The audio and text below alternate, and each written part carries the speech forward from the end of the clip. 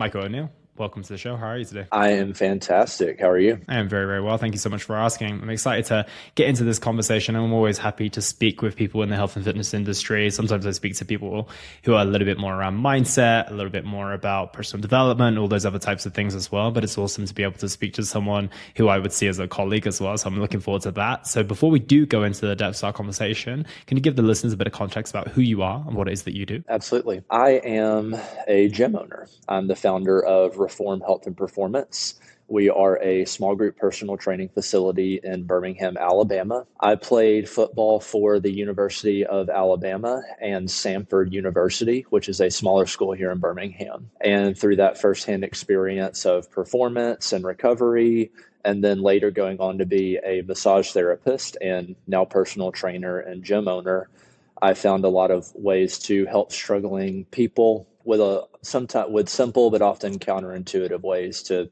help them heal from lingering injuries and pursue longevity and better overall health. That's what we do here at Reform Health and Performance. Sounds amazing. Why the name Reform? There are two answers to this question. There is the more of the superficial answer, and there is the deeper answer. And really, the process of reforming, it is a continuous process of letting go of what does not work and adopting what does work. And so, without getting too deep into it, the idea of reforming or reformation has always resonated with me, even from really since my teens. And so when I was really starting a massage therapy practice, the name of my business was Reform Motion Therapy. Then when we transitioned into gym, we just kept the name Reform, but then we turned it into Health and Performance because it's a little more active oriented with that title. Yeah, so we have Reform, Health, and Performance. Performance always pursued on a foundation of health, and that's why we put them in that order: Reform, Health, and Performance. Amazing. I like that answer. And every time I speak to a gym owner or someone who owns a franchise or any type of kind of brick and mortar health and fitness facility, as much as it seems like a really exciting thing to do as someone who has a lot of investment in the health and fitness industry and helping people, I always hear a lot of struggles and complaints. I've worked in gyms where they've been independent gym owners, and there's always the struggle of I've got to be here from 6 a.m. till 10 p.m. and all the challenges that come along with the logistical aspect and everything along those lines. What made you have the desire to open up a facility, probably being very aware of all those challenges, I should imagine? Coming out of my college football experience, I had had a lingering hip and back issue that plagued me from high school all the way into college. And I didn't talk about this in the intro, but I'm also an author. I have a book that's being released soon called Forest for the Trees: A New Paradigm for Health, Performance, and Longevity. And in the book starts with this story of I'm in pain and no one can tell me why. How do I not be? So my personal journey of having inexplicable pain and injury and mainstream solutions not solving those for me led me to kind of go off on my own and search the corners of the health and fitness industry for not necessarily alternative methods, but alternative relative to the mainstream. Pretty simple and straightforward. Like it's not some like weird magic snake oil solution, but just some more individualized, personalized, and most importantly, properly incentivized ways of actually getting people better. Because what I realized with a big reason that I did not get better was a systematic issue with the incentives of the healthcare industry. Bring that into how did that lead me to open a gym? Well, I became a massage therapist. I was helped by a massage therapist, and that allowed me to create more one-on-one personalized solutions for people. But then when I found massage therapy was limited to the scope of passive treatment on a table, when as a fellow professional, that the passive modalities will give you passive outcomes, but most people need to be able to live their life. They need They need active outcomes. So I started bridging the gap between the therapy table and the training floor. I kind of started functioning as a physical therapist. So I would bring people in for massage therapy, and we'd end up spending half the time on the table and then half the time off the table. And then, so I was kind of this combination of massage therapist and physical therapist, lowercase p, lowercase t, because I didn't go to physical therapy school, but also personal trainer and fitness coach. And what I found is each of these formerly, they are disparate disciplines. You have your massage therapist, you have your physical therapist, you have your personal trainer. They are disparate disciplines, so long as each person is focused on their one discipline. This is why the title of my book is Forest for the Trees. Each of these professionals is a tree. They have their specialty or their special tree. We have the massage therapy tree. We have the physical therapy tree. We have the personal trainer tree, or the fitness coach tree. But what does it look like to integrate those things? So long as you are legally still functioning within the scope of your practice, not administering injections or anything as a massage therapist.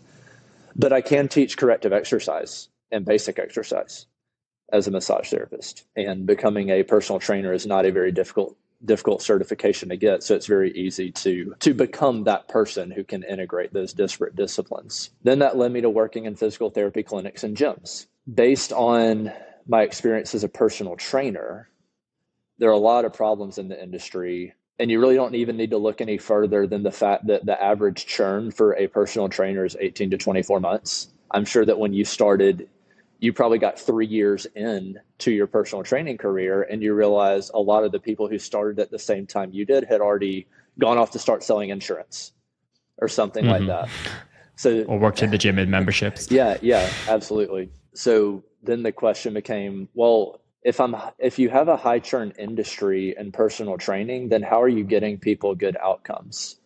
If the average person looking for a personal trainer is likely going to end up with someone who has 9, 12, maybe 15 months of experience, then what kind of outcomes is that person getting? Like, they're never really hiring a seasoned expert. They're always hiring an amateur until that amateur burns out, and then the gym matches them up with the next amateur that they hired. Those people end up not getting good personal training outcomes, and then that's going to lead them sour about maybe fitness in general. They were seeking the right category of solution, but the industry as a whole is not set up to offer high quality training to people. The best coaches are functioning usually in sports performance, or they're functioning not in the big commercial gyms. They are functioning in more of the boutique studio types. Like this place that you see on camera, we're 2,000 square feet. And with our small group model, we train up to 4 people at a time. And we don't do any,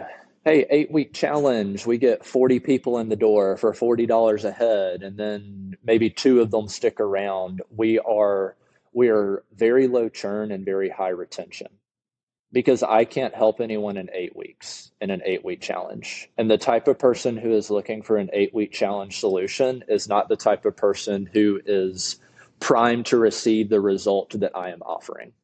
We work with people long term. And now the claim that we make is that we realize that we ask for a big commitment, but that's because we believe in the quality of what we are offering. We align the incentives from the way that we bill to the way that we program, to the way that we schedule.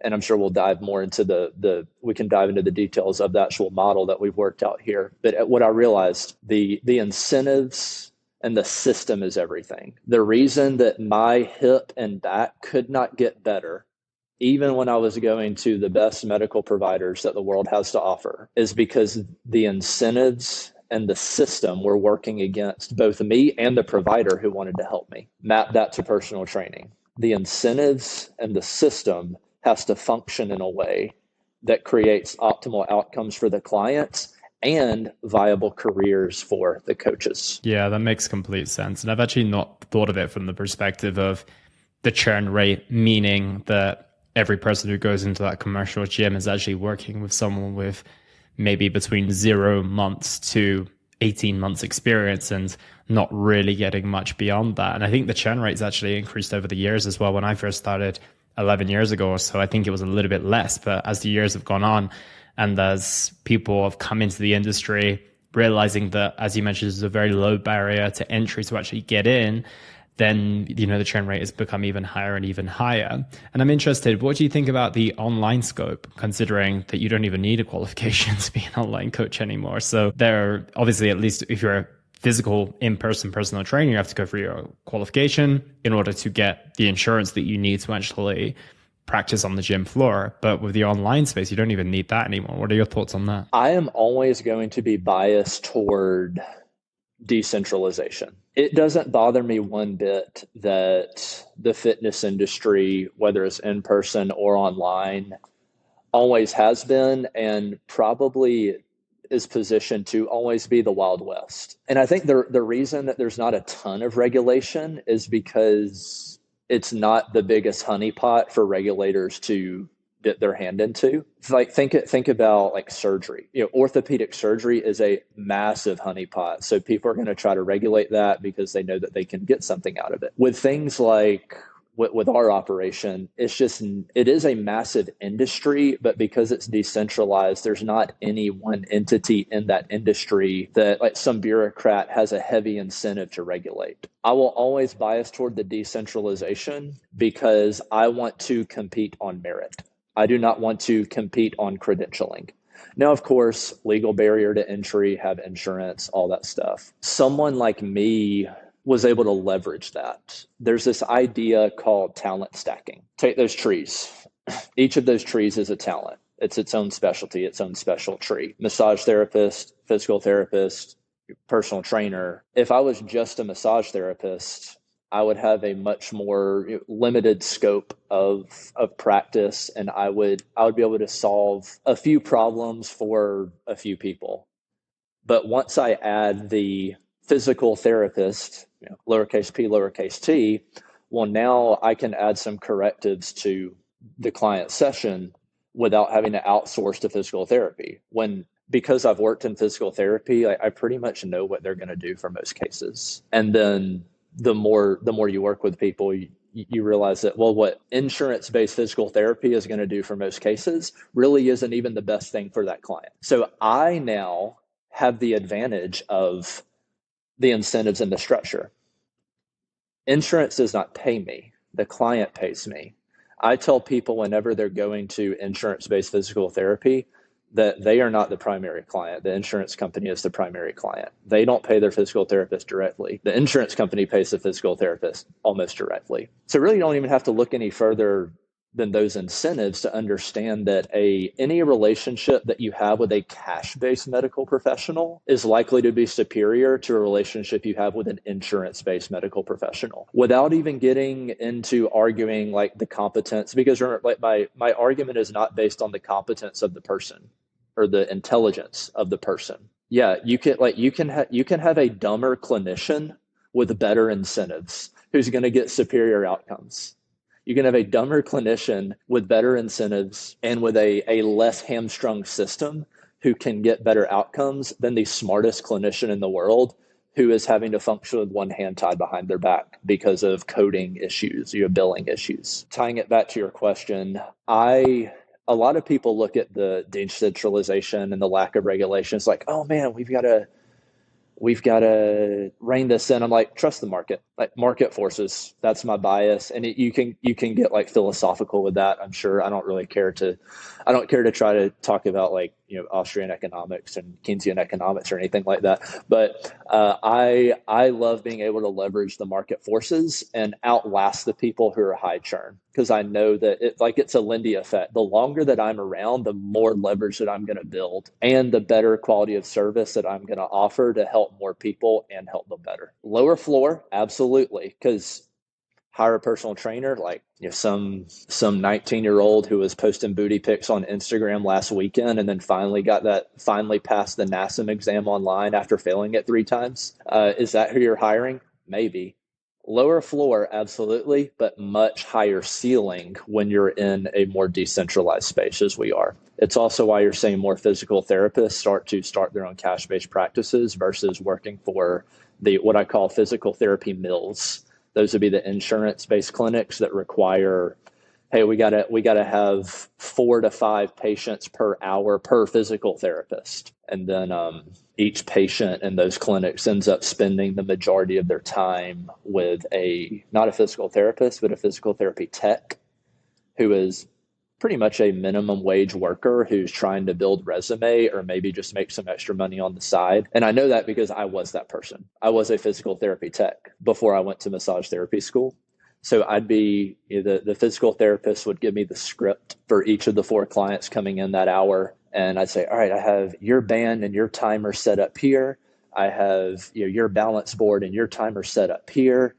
I have your stretch band and your timer set up here. Beep, beep, beep. Oh, wait, the laundry just went off. I got to go fold towels real quick. Do your exercises, do your exercises. I'll be back when your timer goes off. And like that's the clinical level of care that people are receiving. But the insurance, that is what passes for being billable for insurance. But what were my incentives? My incentives were to make sure that I could check off all the boxes on the sheet that the physical therapist gave me and that I had warm towels folded for everyone who walked in.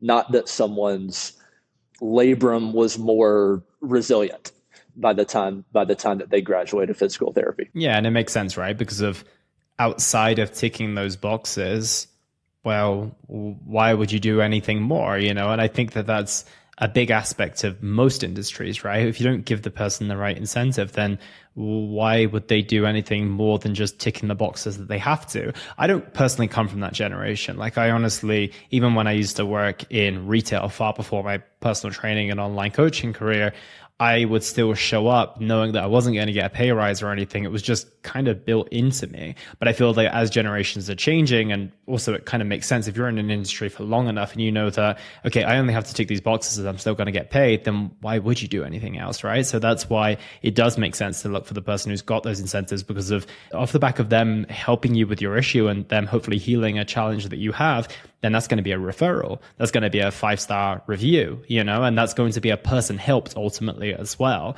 Whereas when you come into those kind of things that are a little bit more structured in the sense of like you need to tick those boxes and the goal isn't actually to help the person, it's more just to make sure that those boxes are ticked, then it's not even like getting the client into a better place isn't even like the biggest incentive as well. So totally makes sense. And come back to the personal training point as well. I completely agree. I feel like the cream always rises to the top.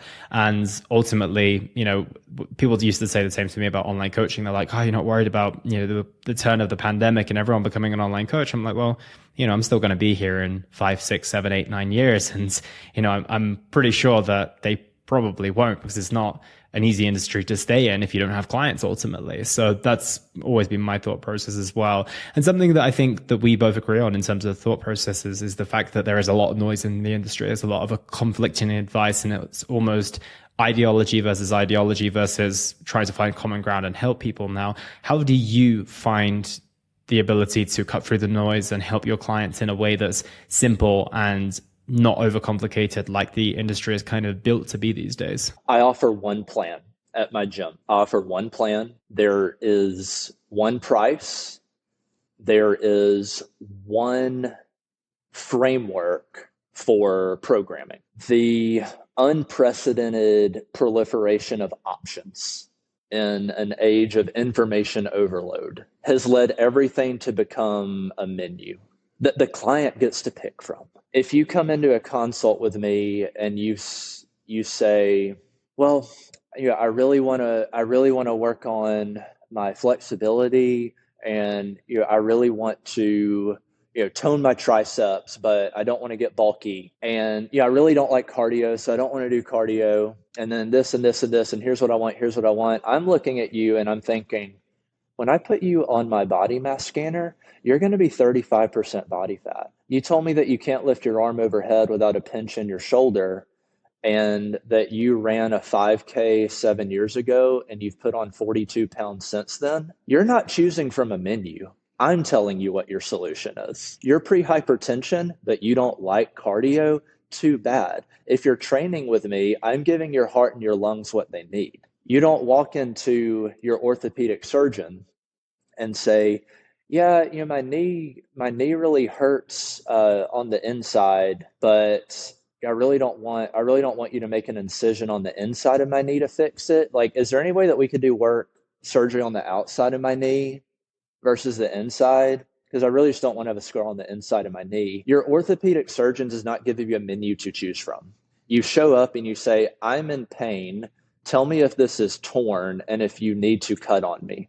And if the answer is yes, then cut on me. And you don't treat your anesthesia like an appetizer. Oh, would you like the anesthesia that knocks you out in 5 seconds or 10 minutes? No, like they show up and all you know is you're going to knock me out. You're going to cut me open. You're going to stitch up my ACL, and then you're going to send me on my way.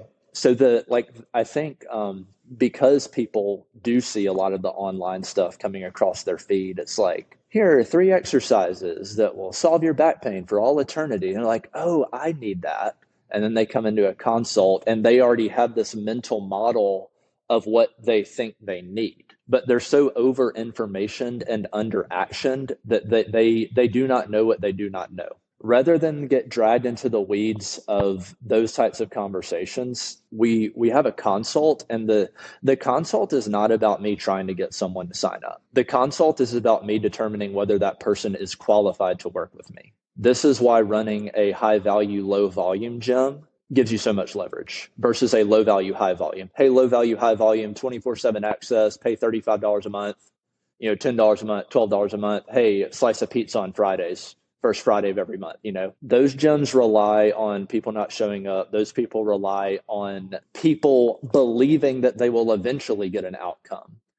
Those gyms rely on people telling themselves, well, I didn't make it to the gym this month, but next month I'll do it. And then that's, oh, well, $35 a month, that doesn't really hurt.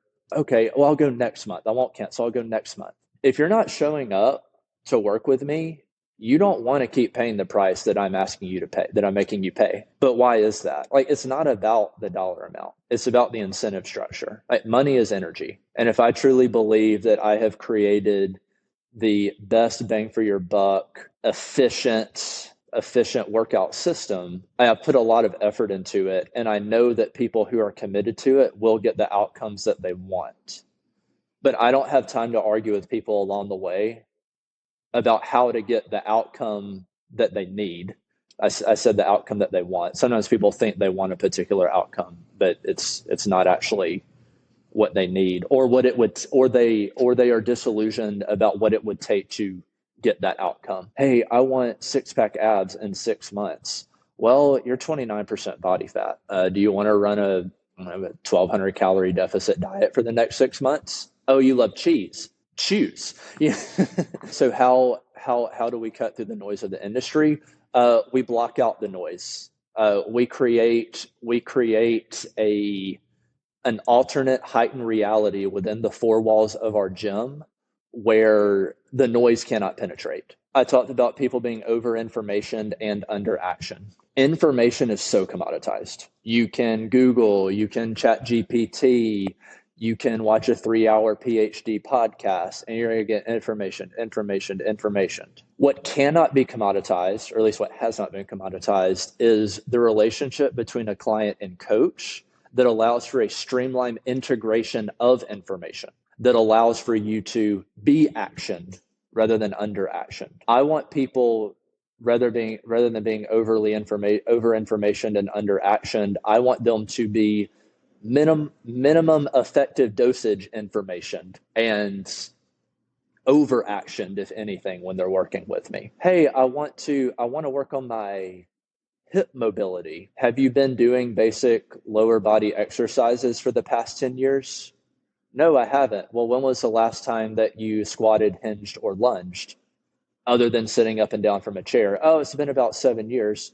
Okay, I promise you, if you show up to my gym 2 to 3 days a week and you follow the program that has a healthy distribution of squatting, hinging, lunging, some bilateral, some staggered stance, some unilateral, you're going to have all the hip mobility that you need. And you don't have to buy some hyper flexibility program that you saw advertised on Instagram. Now, if there is a very specific clinical need, then there may be a place for something beyond the basic movement patterns. Like I did all the corrective exercise stuff. I have the certifications in functional range conditioning, which is all about kind of branded as mobility. It's really a strength training system when you understand it at a more comprehensive way.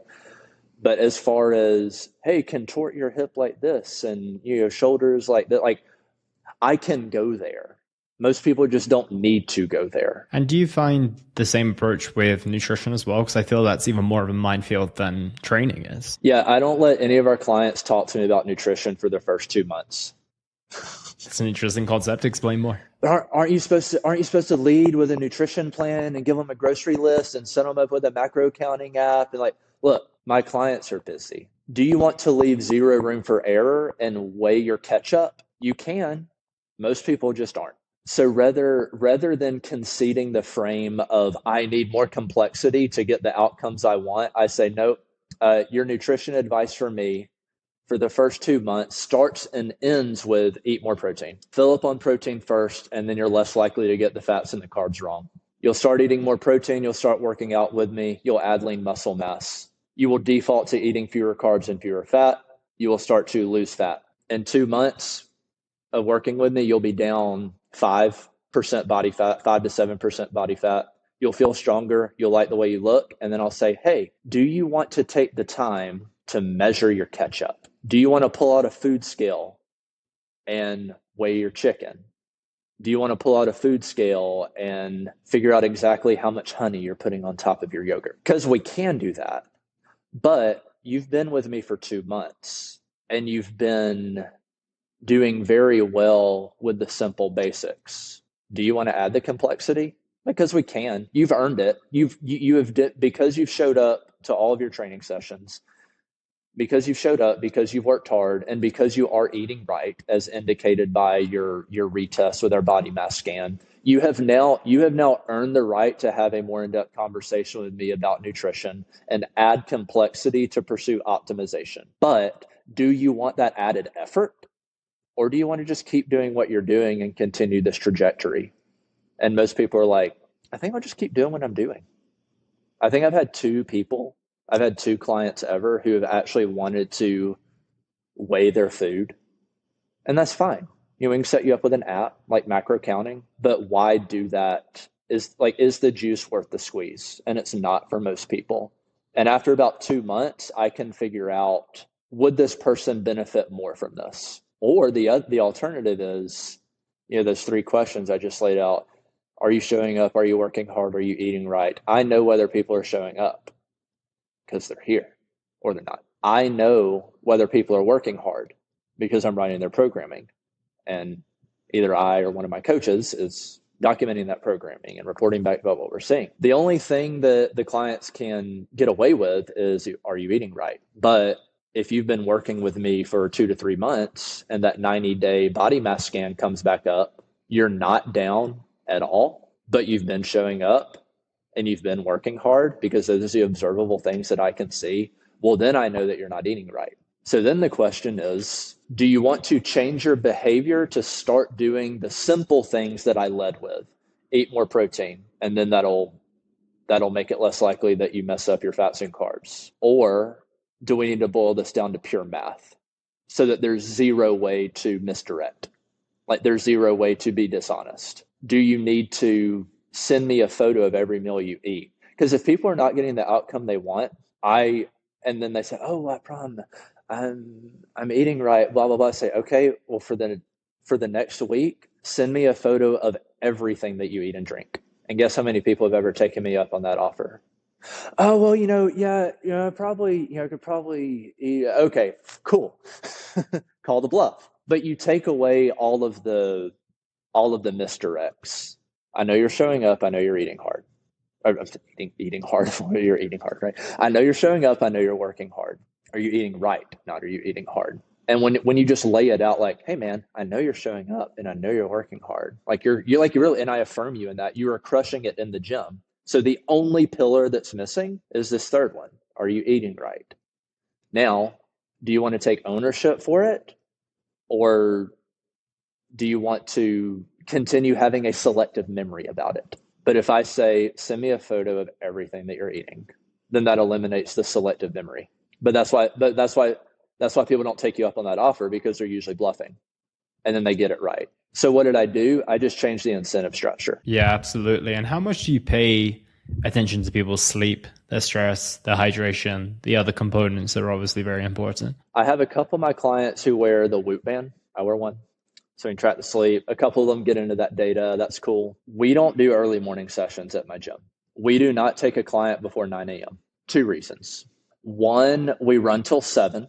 So if you're going to create a sustainable, when you're starting out, like, yes, you're starting a business, but when you're like startup owner operator, the first step is creating a job for yourself. If you have the capital and you can invest like that, I'm not a passive investor in my gym. My wife and I, owner operator startup. So the first phase is we create a job for ourselves. So now what does that job look like? Look, I've done 5 a.m.s. I've unlocked the gym at 4:30 a.m.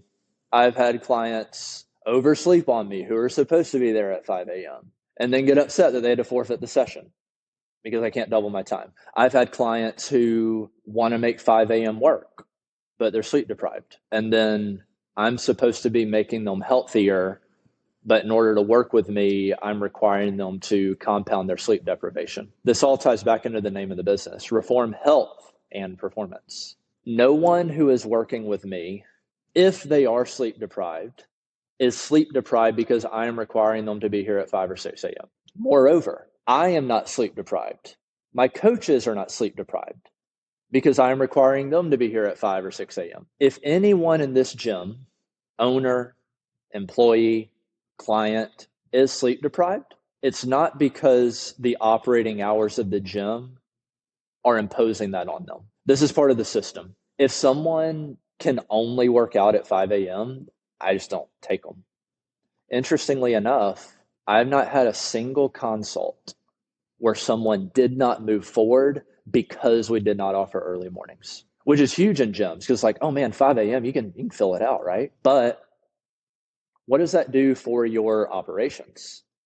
As soon as you extend into hours that are longer than a traditional workday, you're now required to double your staff. Not necessarily double your payroll, but you may have to hire a full-time plus a part-time. And while you're not doubling your hours, you are doubling your employees. While you're not doubling your payroll, you are doubling your employee. And that's complexity. The old saying, simple scales, fancy fails.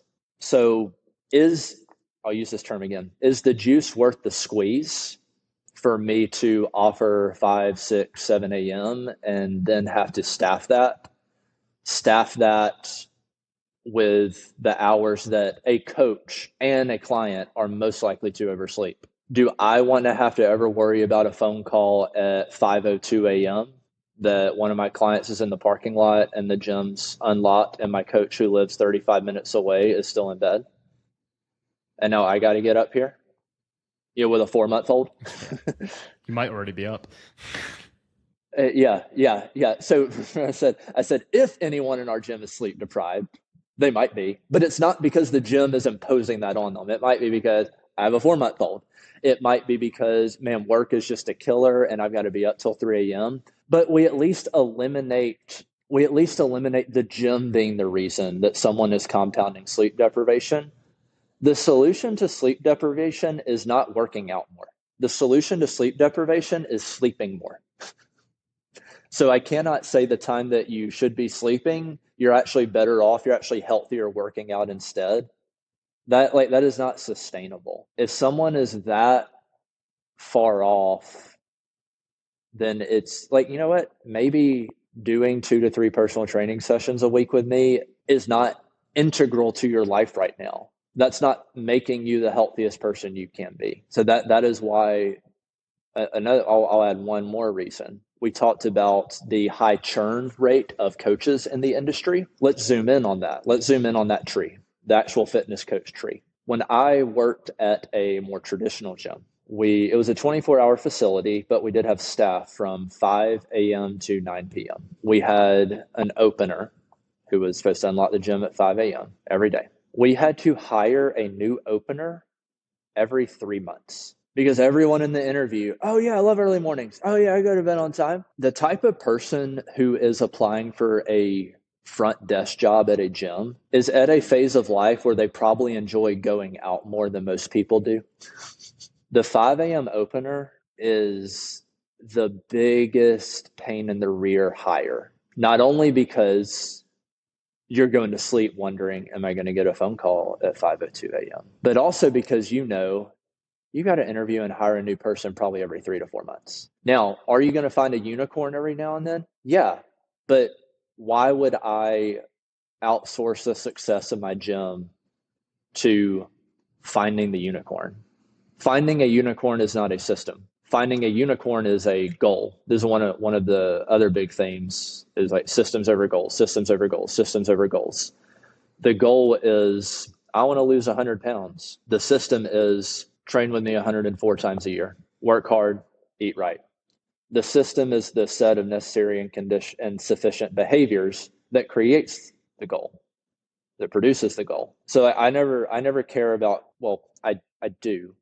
It's in one sense I care about people's goals, in one sense I don't, because I know that for general population, the system that we have established will create the goal for the person. It will produce the goal. Hey, you want to lose weight? Cool. You want to build muscle, or do you want to tone muscle? Which, and you and I know that you cannot tone what is not there. Yes, the the silent epidemic of 40-year-old desk jockeys just packing on way too much muscle and becoming hulked out like they're going to be on a bodybuilding stage. No, you're not going to get too bulky. You want to tone? You cannot tone what is not there. So let's build some scary word mass first, and then we'll tone you up. But you and I, that's just a word game that we play with clients, right? But it doesn't do us any good to, I really want to tone for in the first consult to be like, well, actually, the principle is hypertrophy. And so oh yeah, we're going to tone you. Absolutely. We will tone you like you've never been toned before. So that is the goal for them. And I will affirm that.